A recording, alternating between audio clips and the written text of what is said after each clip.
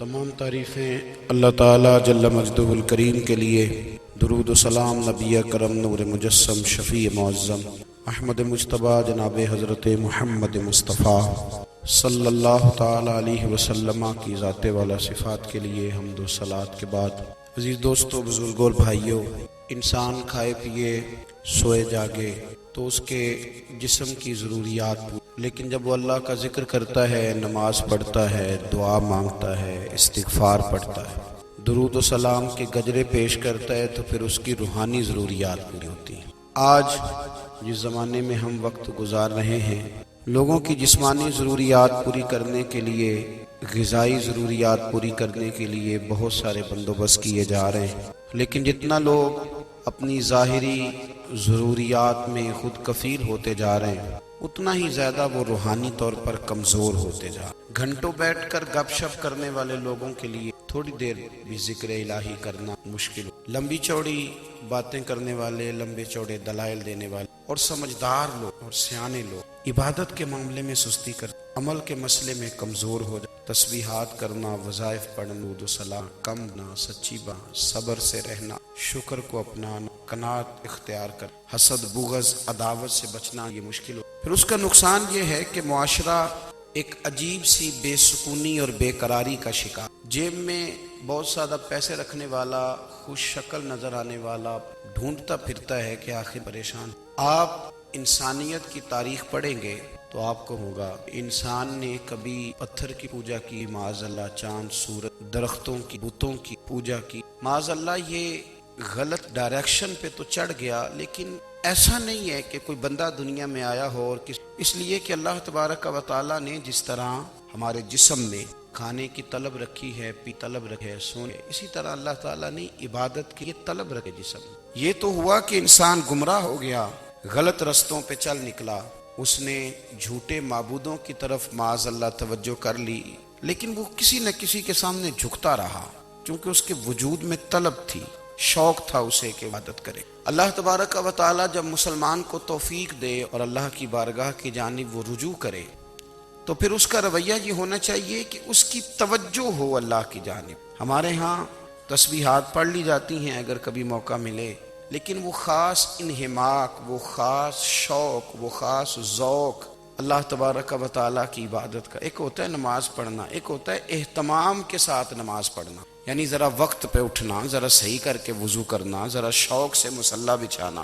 ایک ہوتا ہے تسبیح پڑھ لینا، اور ایک ہوتا ہے ذرا تھوڑا سا نا شوق کے ساتھ اللہ کو یاد کرنا۔ آپ کبھی جو میں نے آیہ کریمہ پڑھی، اس کی آپ شان نزول دیکھیں، نبی کریم صلی اللہ تعالیٰ علیہ وسلم کے نا کچھ صحابہ اللہ کی محبت کے شوق میں حضور کی بارگاہ میں حاضر، اور انہوں نے آ کے عرض پتہ کیا کیا، عرض کرنے لگے، یا رسول اللہ صلی اللہ تعالیٰ علیہ وسلم، سالوں بیت گئے ہیں سجدے کرتے، حضور سالوں بیت گئے ہیں تسبیح پڑھتے، سالوں بیت گئے کہتے ہوئے کہ سبحان اللہ وہ پاک ہے، ہمیں سالوں بیت گئے یہ کہتے ہوئے کہ اللہ اکبر وہی سب سے بڑا ہے، سالوں بیت گئے کہتے ہوئے کہ الحمدللہ ساری تعریفیں اللہ کے لیے، سالوں بیت گئے اس کی تسبیح کرتے، تحلیل کرتے، تکبیر کہتے، حضور اب نہ ہمارا اپنے رب سے ملنے کو جی چاہتا، کبھی اے حقیقت منتظر نظر آ نہ لباس مجاز، لاکھوں سجدے تڑپ رہے ہیں میری جبی نیاز میں، اور اقبال کہنے لگے کہ تیرے عشق کی انتہا چاہتا ہوں،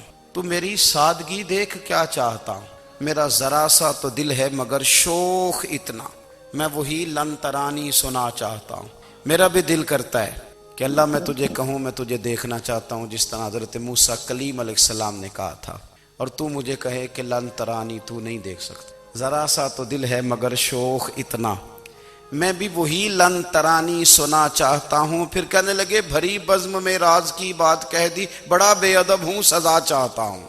دیکھو سب لوگوں کے بیچ ہی میں نے یہ کہہ دیا۔ میرے عزیز صحابہ نا شوق میں، کتنے سارے لوگ ہیں آپ، کتنی ماشاءاللہ بڑی تعداد میں، ہم بھی کبھی اس شوق میں گئے ہیں کہ ہمارے رب کو دیکھنے کو دل چاہتا ہے، ہمارا جی چاہے وہ کبھی ہمیں ملے، ہم کبھی اس کی زیارت کریں، اس کی بارگاہ کرم میں ہم حاضر ہوں۔ صحابہ نے عرض کیا یا رسول اللہ صلی اللہ تعالی وسلم، ہمارا رب کہاں ہے، ہمارا نا اپنے رب کو دیکھنے کو جی چاہتا ہے۔ جب صحابہ نے یہ عرض کیا تو اللہ نے قرآن مجید نازل کی، فرمایا وَإِذَا سَأَلَكَ عِبَادِي عَنِّي فَإِنِّي قَرِيبٌ، محبوب جب میرے بندے آپ کی بارگاہ میں آ کے میرے بارے میں پوچھے نا تو ان سے کہہ دینا میں ان کے قریب ہی ہوں، قریب ہی ہوں۔ دلیل کیا ہے؟ آئی عزادان، یہ جب بھی مجھ سے دعا مانگیں گے میں ان کی دعاؤں کو قبول فرماؤں گا، میں ان کے قریب ہوں، میں ان کے قریب ہوں۔ یہ جب بھی دعا مانگیں گے نا میں قبول کروں گا، میں ان کے قریب ہوں۔ اللہ تبارک و تعالیٰ کے بندے اللہ سے محبت کرتے، رب کی بارگاہ میں جھکتے، اس کو اپنے دکھ سناتے، اس کے پیارے محبوب صلی اللہ تعالی علیہ وسلم کا وسیلہ لے کے اس کے حضور حاضر ہو جاتے، پیشانیاں سجدوں سے روشن ہوتی۔ ہم نا ہر چیز کے لیے وقت نکالتے ہیں، ہر چیز کے لیے، لیکن عبادت کے لیے وقت نہیں نکالتے۔ ہر شے آباد ہے، ہر شے، ہماری فیس بک بھی آباد ہے، واٹس ایپ بھی آباد ہے، ہمارے ٹویٹر بھی آباد ہیں، ہماری ہر چیز آباد ہے۔ سب سے کم آباد ہمارا مصلی رہ گیا، سب سے کم۔ وہ لوگ اب ڈھونڈنے سے ملتے ہیں جن کی بغل میں مصلی ہوتا تھا۔ میرے بھائی، آپ کتنا کو دنیا کے پیچھے بھاگو گے تھکا دے گی، کتنا دولت کے پیچھے بھاگو گے تھکا دے گی۔ آپ جب اپنی زندگی میں جمع تفریق کرو گے نا تو مرتے وقت احساس ہوگا کہ سارا کچھ تو لوگوں کے لیے کیا، اپنے لیے تو کر ہی کچھ نہیں سکے۔ اور ہم عبادت کے معاملے میں بہانے بازی بھی کرتے ہیں۔ ہم کہتے ہیں اوہو رزق کمانا بھی تو عبادت ہی ہے نا، تو میں حلال روزی کے لیے جا رہا ہوں، یہ بھی تو عبادت ہے نا۔ میری طرح کے لوگ کہہ دیتے ہیں کہ میں سویرے اٹھ کے مدرسے میں کچھ اسباق دیکھتا ہوں تو یہ بھی تو عبادت ہے، میں بیان کرنے کے لیے مطالعہ کرتا ہوں تو یہ بھی تو عبادت ہے نا، اتنے لمبے سفر کر کے ملک میں دنیا میں گھومتا ہوں تو یہ بھی تو میں عبادت ہی کر رہا ہوں۔ اب اسپیشل نفلوں کے لیے وقت کس طرح نکلے، اسپیشل کر کے تسبیح میں کیسے چلاؤں، میں سارا کچھ ہم بہانے بنا لیتے ہیں نا۔ میرا سوال یہ ہے کہ یہ ساری باتیں صحابہ کو، نبی کریم کو، دیگر لوگوں کو بھی تو پتہ تھی نا، لیکن آپ غور تو کریں 23 سال حضور کو وقت ملا، مختصر وقت ظاہراً تبلیغ کرنے کے لیے، پوری دنیا میں دین بھی پھیلانا ہے۔ گھر میں 11 ازواج ہے، 4 بیٹیاں ہیں، ان کی اولادیں، سارے کام کاج بھی دیکھنے ہیں۔ لیکن سیدہ طیبہ طاہرہ حضرت عائشہ صدیقہ رضی اللہ تعالیٰ عنہ فرماتی ہیں سارا دن تبلیغ کرتے، ہر غلام کے دکھ سنتے، گھر میں آتے تو اپنے گھر والوں کا خیال کرتے، کام میں ہمارا ہاتھ بٹاتے۔ قربان جاؤں، کہتی ہیں زمانہ سارا سو جاتا لیکن آمنہ کے لال مصلی بچھا لیتے۔ دنیا سو گئی، ساری سب سو گئے، جو خدام تھے، وہ جو غلام تھے، وہ سو گئے۔ صحیح مسلم میں لفظ ملیں گے، سیدہ پاک فرماتی ہیں او میرے نبی کے غلاموں، میں نے یہ رنگ بھی دیکھا ہے کہ حضور نے اتنا کھڑے رہے، اتنا قیام کیا، اتنا قیام کیا کہ مقدس پیروں میں ورم آ گئے، سوج گئے پیر۔ اتنے بڑے دل پہ ہاتھ رکھ کے نہیں بتا سکتا کہ میرے کبھی نماز میں پیر سوج گئے، کوئی نہیں بتا سکتا۔ بچوں کی روٹی کماتے تھک گئے، بات الگ ہے، ہم سیر کرنے گئے تو تھک گئے، بات الگ ہے، لیکن عبادت میں یہ بھی تو مسلم شریف ہے نا، یہ بھی تو دین ہے نا، یہ بھی تو حضور کی سنت ہے، یہ بھی تو وہ چیز ہے جو کریم کی آنکھوں کی ٹھنڈک ہے۔ سیدہ فرماتی ہیں پیروں میں ورم آ گئے، اور ساری رات ہی حضور نے نماز پڑھی اور ایک ہی آیت بار بار دہرائی۔ مسجد نبی میں بلال حبشی نے فجر کی اذان دے دی اور حضور ابھی مصلی پہ تھے، کریم فارغ ہوئے۔ میں نے عرض کی یا رسول اللہ صلی اللہ علیہ وسلم، آپ کے تو صدقے اللہ اگلے پچھلوں کے گناہ معاف کرے گا، تو آپ اتنی آہوزاری کیوں فرماتے ہیں؟ آپ تو شفیع ہیں، آپ تو انبیاء کے امام ہیں۔ تو حضور نے فرمایا عائشہ تم نے گنوایا ہے نا میرے اللہ کی مجھ پر کتنی رحمت ہے، افلا اکون عبدا شکورا، فرمایا اگر اس نے اتنی نعمتیں دی ہیں تو کیا میں اس کا شکر گزار بندہ نہ بنوں، میں شکر گزار بندہ نہ بنوں اس کا؟ پھر اگر اتنی نعمتیں اس نے دی ہیں، مجھے اتنا نوازا ہے، تو پھر میں اس کے سامنے سجدے نہ کروں؟ او میرے بھائی، بڑے قابل فخر لوگ ہیں ہم کہ ہم نبی پاک کے غلام ہیں، ہم قابل فخر ہیں کہ نبی کریم کے غلام ہیں۔ کیا کبھی اس غلامی کے شکرانے میں بھی 2 نفل پڑھے کہ یا اللہ تیرا شکر ہے تو نے ہمیں حضور کا غلام بنایا ہے؟ یاد رکھیں کہ اپنی روحانی زندگی کو آباد کریں، استغفار پڑھیں، تسبیحات کریں۔ حضرت عبداللہ ابن عمر رضی اللہ تعالیٰ عنہ حضرت عمر کے صاحبزادے، مکہ مکرمہ میں ان کی قبر ہے۔ میں نے جب انہیں پڑھا تو مجھے ان سے بڑا پیار ہو گیا، لیکن آپ کو پتہ ہے وہاں جا کے کسی شخص کا مزار تلاش کرنا یا پوچھنا ایک مشکل کام ہوتا ہے۔ تو ایک دفعہ میں مکہ شریف حاضر تھا تو ایک گاڑی والا ڈرائیور مجھے کہنے لگا کہ مولانا میں آپ کو جانتا ہوں، مجھے آپ سے محبت ہے، ایک بات بتاؤں آپ کو؟ میں نے کہا بتاؤ۔ کہنے لگے حضرت عبداللہ ابن عمر کی قبر دیکھنی؟ میں نے کہا یہ تو نہیں کہہ رہا، یہ کسی نے بندوبست کرایا ہے، یہ اللہ نے تیرے دل میں بات ڈالی ہے، یہ ہو گیا، تو لے چل مجھے۔ حضرت عبداللہ ابن عمر کو نبی پاک نے فرمایا تھا راجل صالح، یہ نیک بندہ ہے، یہ متقی آدمی۔ حضرت عبداللہ ابن عمر رضی اللہ تعالیٰ عنہ سیدنا فاروق اعظم رضی اللہ تعالیٰ عنہ کے صاحبزادے ہیں، اور ان کی ہمشیرہ سیدہ حفصہ رضی اللہ تعالیٰ عنہ حضور کی زوجہ محترمہ ہے۔ ایک دن اپنی ہمشیرہ سے کہنے لگے کہ نبی کریم صلی اللہ تعالیٰ علیہ وسلم گھر میں آئے نا، اور اگر حضور غم امت میں پریشان نہ ہوں، طبیعت کو حشاش بشاش دیکھو، تو ذرا پوچھنا تو صحیح حضور کا میرے بارے میں کیا خیال، پوچھنا تو صحیح کہ کریم کی بارگاہ میں میرا کیا مقام ہے، میرے بارے میں حضور کیا فرماتے ہیں۔ اب بہن کو کام بتائے، اور بتائے بھی بھائی، اور پھر بہن وہ کام نہ کرے، یہ تاریخ میں ہوتا نہیں۔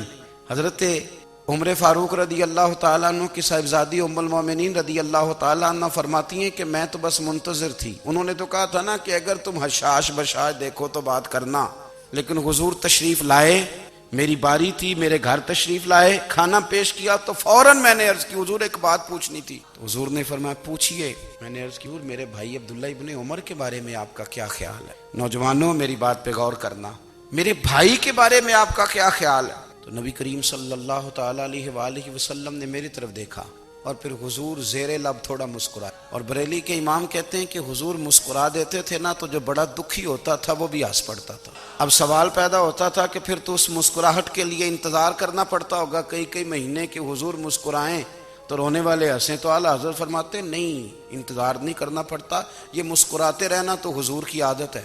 جس کی تسکین سے روتے ہوئے ہنس پڑے، اس تبسم کی عادت پہ لاکھوں سلام۔ یعنی یہ تو عادت ہے حضور کی مسکراتے رہنا، اس کے لیے انتظار نہیں کرنا پڑتا۔ بھائیو آپ خیال رکھیں گے، غور کریں گے، حضرت عبداللہ ابن عمر رضی اللہ تعالیٰ عنہ کے بارے میں پوچھا تو سیدہ فرماتی ہیں کہ نبی کریم صلی اللہ تعالیٰ علیہ وسلم نہ زیر لب مسکرائے اور فرمایا حفصہ تیرا بھائی ہے تو اچھا، لیکن میں نے سنا ہے کہ عشاء کی نماز پڑھتا ہے تو فجر تک سویا ہی رہتا ہے۔ او نوجوانوں، 10 بجے تک سونے کی بات نہیں ہوئی، 9 بجے تک سونے کی بات نہیں ہوئی، 11 بجے اٹھنے کی بات نہیں۔ حضور فرمانے لگے میں نے سنا ہے کہ عشاء کی نماز پڑھ کے سو جاتا ہے اور فجر تک سویا ہی رہتا ہے، اسے چاہیے کہ تہجد کے وقت اٹھا کرے، اللہ کی بارگاہ میں حاضر ہوا کرے، آہوزاری کرے، سجدے کرے، عبادت کرے، اٹھتا ہے اور فجر میں جا کے اٹھتا ہے۔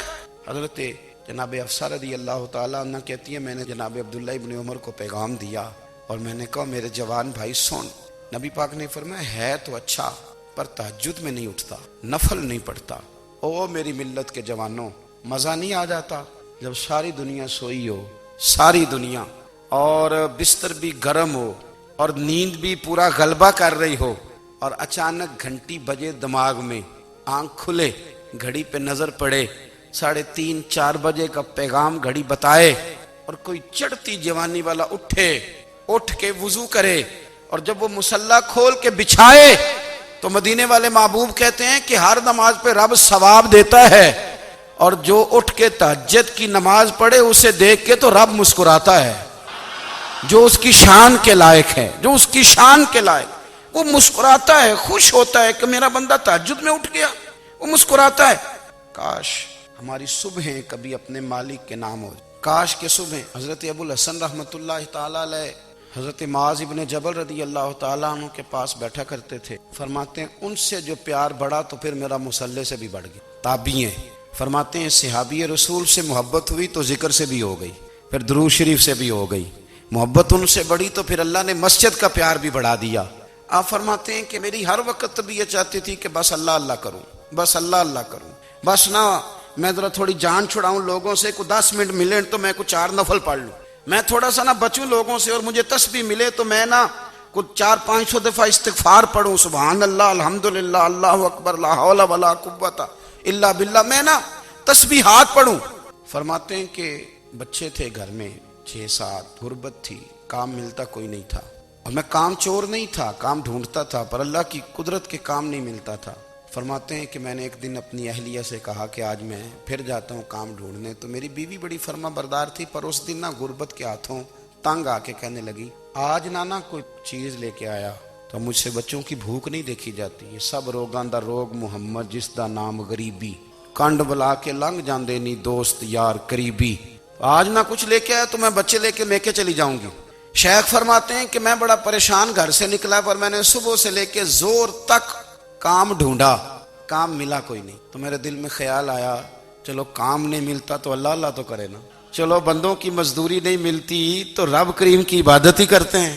فرماتے ہیں کہ میں نے نا فرات کے پانی سے وضو کیا، نہر کے، شدید دھوپ تھی، ساتھ ریت تھی اور ریت تپ رہی تھی، میں نے اپنا رومال وہیں مصلی کے طور پر بچھا لیا، اور فرماتے ہیں کہ زور سے لے کر عصر تک نماز پڑھی، دھوپ بھی پورے زور پہ، پر میرے سجدے کا ذوق بھی پورے زور۔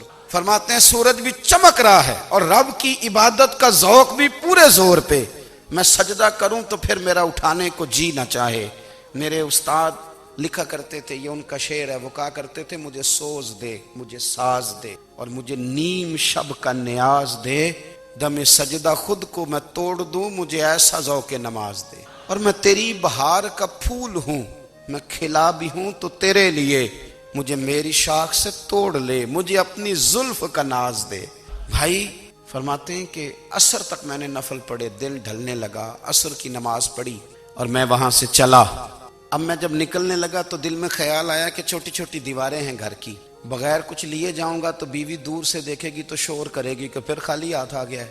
کہتے میں نے اپنی اسی رومال میں جس پہ میں نے نماز پڑھی تھی نا، رومال میں کی عقیدے پنجابی جو صافہ کہتے ہیں، اسی میں نا میں نے کچھ ریت بھر لی کہ وہ دور سے دیکھے گی تو سمجھے گی کچھ لے کے آیا ہے، چلو جا کے اسے بتا دوں گا کہ آج پھر مزدوری نہیں ملی۔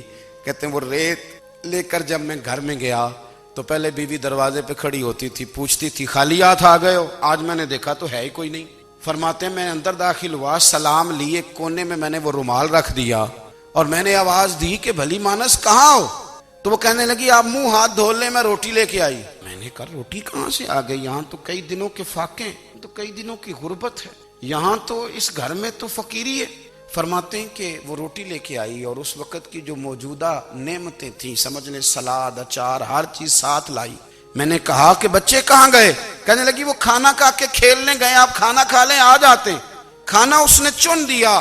میں نے حیرت انگیز لہجے میں ساری نعمتیں اپنے دسترخوان پہ دیکھ کر کے بیوی سے پوچھا یہ کہاں سے آیا کھانا؟ بچوں کو تو نے کہاں سے کھانا کھلایا؟ یہ سارا کچھ کیسا ہے؟ تو کہنے لگی پتہ نہیں آج آپ کس کریم کی مزدوری کرنے چلے گئے تھے، پتہ نہیں کس کریم کی، میرے گھر میں تو اتنی نعمتیں آئی ہیں کہ مجھ سے سنبھالی نہیں جا رہی، اتنا اناج ہے، اتنا گندم ہے، کس کریم کے دروازے آج چلے گئے تھے؟ یہ کہتے کہتے وہ اٹھی اور اٹھ کر کے کہنے لگی پہلے بڑا کچھ آیا تھا، اب کیا لے آئے ہو؟ اور جا کر کے نا اس نے وہ ریت والا رومال کھولا، کہنے لگے میں تو لے کے آیا تھا ریت، تو میرے رب نے اسے بھی سونے اور ہیرے بنا دیا تھا۔ جب آپ کی توجہ اللہ کی جانب، میرے نبی پاک صلی اللہ تعالی علیہ وسلم نے فرمایا ہر چیز اپنے رب سے مانگ، ہر چیز مانگ، ہر چیز مانگ۔ یا رسول اللہ کیا کچھ؟ میرے محبوب نے فرمایا تیرے گھر میں نمک بھی ختم ہو جائے تو وہ بھی اپنے رب سے مانگا کر، تو مانگنا وہ تجھے دے گا، تو اس کی بارگاہ میں کشکول طلب دراز تو کرنا۔ اور ترمذی شریف میں عجیب لفظ ہیں، رسول کائنات نے فرمایا، رب کریم فرماتا ہے جب میرا بندہ ہاتھ اٹھاتا ہے نا تو مجھے حیا آتی ہے کہ میں خالی کیسے لوٹا دوں اس کے، اتنے بڑے بادشاہ کی بارگاہ میں۔ او بھائی لوگوں سے عزتیں تلاش کرتے ہو تو وہ کیا تمہیں عزت دیں گے؟ وہ تو کل اچھا کہتے ہیں پرسوں برا کہنے لگ جاتے ہیں۔ لوگوں کے سامنے گڈ بک میں آنا چاہو گے تو وہ تو سویرے تمہارے بارے میں کچھ کہیں گے، شام کچھ اور کہیں گے۔ اپنی روحانی زندگی آباد کریں، اپنے مسلح کو وقت دیں، اور دنیا سے چھپ کر اس موبائل کو بند کر کے اور اپنے آپ سے بھی چھپ کے اور تنہا ہو کے چھپا کے سارا کچھ اپنے آنسو اپنے رب کی بارگاہ میں پیش کریں، اس کے حضور حاضری دیں۔ سنو نا ترمذی کی حدیث، اور اسے یاد رکھنا، نبی پاک علیہ السلام نے فرمایا اپنے دکھ لوگوں کے سامنے نہ بیان کر، سیٹھوں نوابوں کو نہ بتاتے پھرنا، دنیا داروں کے سامنے جا کے نہ رونا کہ میں تکلیف میں ہوں۔ فرمایا اگر دنیا داروں کو دکھ بتاؤ گے رب تمہیں کبھی غنی نہیں کرے گا، اور لوگ ہیں کہ الٹا مذاق اڑائیں گے۔ آپ کی جس سے بڑی پکی یاری ہے نا، پکی، وہ تب تک پکی ہے جب تک آپ نے 50,000 مانگا نہیں، اور جس وقت آپ نے کہہ دیا کہ میں مجبور ہوں میری مدد کر تو پھر ختم ہو گئی دوستی۔ لوگوں کی تعلقات آپ کے ساتھ تب تک ہیں جب تک آپ ان سے کوئی ضرورت وابستہ نہیں کرتے۔ کریم محبوب فرمانے لگے بندوں کے سامنے دکھ نہ بیان کرنا، اللہ تجھے کبھی غنی نہیں کرے گا۔ تو اپنے دکھ اپنے رب کو بتا، تو دعائیں مانگ، تو اس کی بارگاہ میں حاضر ہو، تو اس کے حضور عرض کر۔ فرمایا اپنے دکھ اپنے رب کو بتا، وہ جلدی کرے یا دیر سے کرے تجھے ساری دنیا سے بے نیاز کر دے گا، تجھے کسی کا محتاج نہیں رہنے دے گا۔ اپنے مسلح کو، اپنی دعاؤں، ایک بزرگ فرماتے ہیں میں نے دعا مانگنے کا طریقہ اپنی بیوی سے سیکھا۔ دعا مانگنے کا طریقہ اپنی، سیکھنے والے تو اپنے بچوں سے بھی سیکھ لیتے ہیں، سیکھنے والے تو ہر ایک سے سیکھتے ہیں۔ وہ کہتے ہیں میں نے دعا مانگنے کا سلیقہ اپنی بیوی سے سیکھا ہے۔ حضرت وہ کس طرح؟ فرمانے لگے میری بیوی نے نا مجھے کوئی کام بتایا، کچھ پیسوں کی ضرورت کے لیے کہا، تو میں نے اسے کہا کہ بھئی ابھی میرے پاس نہیں ہے، کچھ دنوں میں آتے ہیں تو میں دے دوں گا۔ عورتوں کی عادت ہوتی ہے وہ بار بار یاد کراتی ہیں، 2-4 دنوں کے بعد پھر اس نے کہا حضرت وہ میں نے کہا تھا کچھ پیسے، میں نے اسے کہا کہ ابھی میرے پاس نہیں ہے، کچھ دنوں میں ملتے ہیں تو میں تمہیں دے دوں گا۔ اس نے کچھ دنوں کے بعد پھر کہا حضور وہ میں نے کچھ پیسے کہے تھے۔ فرماتے میں نے ڈانٹ دیا، میں نے کہا کہ کیا تو روز مجھے شرمندہ کرتی ہے، کہا نا میرے پاس نہیں ہے، ہوں گے تو دے دوں گا، تو روز یاد کراتی ہے۔ فرماتے ہیں اس نے پہلے تو میری ڈانٹ کو سہا، پھر میرے سخت جملوں نے اس کی آنکھوں میں آنسو پیدا کر دی، پھر اس نے اپنے آنچل میں اپنے اس دکھ کو سمیٹا، اور پھر اس نے ایک جملہ کہا تو میں رو پڑا، اور مجھے اپنے رب سے مانگنے کا طریقہ آ گیا۔ مجھے کہنے لگی حضرت جی آپ نے ڈانٹ دیا، میں نے سہ لیا، پر آپ ہی میرے شوہر ہیں، بتائیں نا آپ سے نہ کہوں تو میں کس سے جا کے کہوں۔ فرماتے ہیں میں رو پڑا اور میں کھل کے رویا اور میں تڑپ کے رویا، اور پھر میری سسکیاں بند گئیں، تو مجھے کہنے لگی آپ کو کیا ہوا؟ میں نے کہا مجھے بھی دعا مانگنی آ گئی، جب میں اسے کہوں گا نا اللہ تو ہی میرا رب ہے، میں تجھ سے نہ کہوں تو میں کس سے جا کے کہوں؟ میں کیوں کسی بندے سے سوال کروں؟ میں کیوں کسی دنیا دار سے کہوں؟ میں تیرے بندوں کا، نیک بندوں کا وسیلہ لے کے، تیرے محبوب کی غلامی لے کے تیری بارگاہ میں آیا، تجھ سے نہ مانگوں تو کس سے مانگوں؟ سمجھ آ گئی ہے جب میں اس رنگ میں مانگوں گا تو پھر رب میرے اوپر بڑا ہی فضل فرمائے گا، وہ میرے اوپر بڑی رحمت کرے گا، وہ میرے لیے آسانیاں کرے۔ عزیز دوستو ہم اس طرح کرنے لگ گئے ہیں کہ ہم نے نا اپنے تعلقات پر اعتماد کرنا شروع کر دی۔ میرے تعلقات بہت، ہم نے اپنی دولت پر اعتماد کرنا شروع کر دی، میرے پاس دولت بہت ہے، ہم نے اپنے علم پر، اپنی شہرت پر اعتماد کرنا شروع کر دیا ہے کہ میرے پاس فلاں چیز بہت ہے۔ یاد رکھنا جب بے نیاز اپنی صفت بے نیازی دکھاتا ہے تو بڑی بڑی دولتوں والے مجبور نظر آتے ہیں۔ بھائیو جب انسان کا رشتہ اپنے مالک کے ساتھ ہوتا ہے پھر تو غم بھی کچھ نہیں کہتے، پریشانیاں بھی کچھ نہیں کہتی، پھر تو زندگی صبر والی، پھر تو زندگی توکل والی، پھر تو زندگی بھروسے والی، پھر انسان اپنے آپ کو رسوا نہیں کرتا، دنیا داروں سے امیدیں اس کی ختم ہو جاتی، امیدیں اللہ رسول سے لگا لیتا ہے، مضبوط ہو جاتا ہے، مضبوط، طاقتور ہو جاتا ہے، خوددار ہو جاتا ہے، باوقار باعزت ہو جاتا ہے۔ حضرت بہلول دانا رحمت اللہ علیہ بیٹھے تھے تو ہارون رشید حج کر کے آ رہا تھا، تو رستے میں حضرت شیخ سے ملاقات ہو گئی، تو السلام علیکم کے بعد کہنے لگا حضور کوئی حکم ہو تو بتائیے گا۔ تو حضرت بہلول دانا فرمانے لگے تیرا رب کون ہے؟ اس نے کہا اللہ۔ تو فرمایا میرا کون ہے؟ کہا اللہ۔ فرمانے لگے تو بڑا ہی بیوقوف ہے، کیا تو یہ سمجھتا ہے کہ رب ہارون رشید کو تو دے گا اور بہلول دانا کو بھول جائے گا؟ تیرا بھی وہی رب ہے، میرا بھی وہی رب ہے، اس نے اگر تجھے دے کے آزمایا ہے تو ہو سکتا ہے مجھے نہ دے کے آزما رہا ہو، جب اس کی حکمت کے تقاضے ہوں گے تو عطا کرے گا اور دے گا، تو جا اپنا کام کر۔ بھائی اپنی روحانی زندگی، اپنی عبادات، اپنے وظائف، اپنے روزمرہ کے معاملات، اپنی دعائیں، اپنا استغفار، دیکھو کوئی مشکل کام تو نہیں، 2 رکوع ہیں سورہ واقعہ کے اگر رات کو پڑھ لی جائے تو۔ میں کس طرح یہ بات بیان کروں کہ تعویذ بانٹنا آسان ہے اور وظیفہ بتانا مشکل ہے؟ سارا دن تعویذ بانٹیں تو لوگ لینے کو تیار، اور اگر آپ وظیفہ بتائیں تو کہتے ہیں تو مشکل کام ہے۔ او خدا کے بندے، اگر آپ کا تعلق قرآن پاک کے ساتھ مضبوط ہو، قرآن پاک کے ساتھ اگر آپ کا رشتہ ہو، لوگ سفارشیں ڈھونڈتے ہیں نا دنیا میں، کوئی تعلق مل جائے تو میرا کام ہو جائے، دنیا میں اتنا مشکل معاملہ ہے، آخرت میں مجھے بتائیے گا کتنا مشکل معاملہ ہوگا۔ میرے نبی پاک صلی اللہ تعالی علیہ وسلم نے فرمایا جو لوگ سورہ ملک پڑھا کرتے تھے نا، سورہ ملک، یہ سورت ملک قیامت میں ان کی سفارش کرے گی، اور اس طرح کرے گی کہ کہے گی اے اللہ یہاں اس بندے کو جنت میں داخل کر دے یا مجھے قرآن پاک سے علیحدہ کر دے، تو رب فرمائے گا جا اس کا دامن تھام کے اسے جنت تک پہنچایا۔ آپ بات کو سمجھیں، جب آپ کے تعلقات اپنے معاملات کے ساتھ مضبوط ہوں گے، یہ نبی کریم نے وعدہ کیا ہے کہ تو سورت واقعہ پڑھ تیرے گھر میں فاقہ نہیں آئے گا۔ حضرت عبداللہ ابن مسعود رضی اللہ تعالیٰ عنہ بیمار تھے تو حضرت عثمان غنی رضی اللہ تعالیٰ عنہ تیمارداری کے لیے تشریف لے گئے اور جا کر کے کہا کہ آپ بڑے بیمار ہیں، آپ کی بیٹیاں زیادہ ہیں، میں چاہتا ہوں کہ خزانے میں سے کچھ مدد کروں۔ تو سیدنا عبداللہ ابن مسعود رضی اللہ تعالیٰ عنہ اٹھ کے بیٹھ گئے اور کہنے لگے امیر المومنین اللہ آپ کو میری طرف سے میری بیٹیوں کی طرف سے بہتر صلہ دے، میری بیٹیوں کو کسی خزانے کی ضرورت نہیں، میں نے انہیں خزانہ دے دیا ہے۔ کہا جناب آپ نے کون سا خزانہ دیا ہے، میں آپ کے مالی معاملات کو جانتا ہوں۔ تو فرمانے لگے امیر المومنین میرے نبی کریم نے فرمایا ہے جو سورت واقعہ پڑھے اسے کبھی فاقہ نہیں آتا، میں نے بیٹیوں کو یاد کرا دی ہے، یہ خزانہ میں نے انہیں دے دیا ہے۔ وہ سارے والدین سنیں جو بیٹیوں کے لیے پریشان رہتے ہیں۔ حضرت عبداللہ ابن مسعود نصیحت کر رہے ہیں، فرمانے لگے میں نے سورت واقعہ یاد بھی کرا دی ہے، پڑھنے کی عادت بھی ڈال دی ہے۔ حضور نے فرمایا ہے جو سورت واقعہ پڑھے اسے فاقہ نہیں آتا۔ کہنے لگے چاند تو اپنی جگہ چھوڑ سکتا ہے، سورج گر سکتا ہے، تارے ٹوٹ سکتے ہیں، پر مدینے والے رسول کی بات غلط نہیں ہو سکتی۔ حضور نے فرمایا فاقہ نہیں آئے گا تو انشاءاللہ کبھی بھی نہیں آئے گا۔ کرنے کا کام یہ ہے کہ ہم اپنے معاملات، اپنی عبادات، اپنی دعائیں، کبھی 10 منٹ عادت ہو جائے نا دعا مانگنے کی علیحدہ سے رات کو۔ حضور نے فرمایا جو فرض نماز کے بعد دعا مانگے اللہ اس کی قبول کر لے۔ نبی پاک صلی اللہ تعالی علیہ وسلم نے فرمایا اللہ مسافر کی دعا قبول۔ حضور نے فرمایا اللہ مظلوم کی دعا قبول فرماتا ہے۔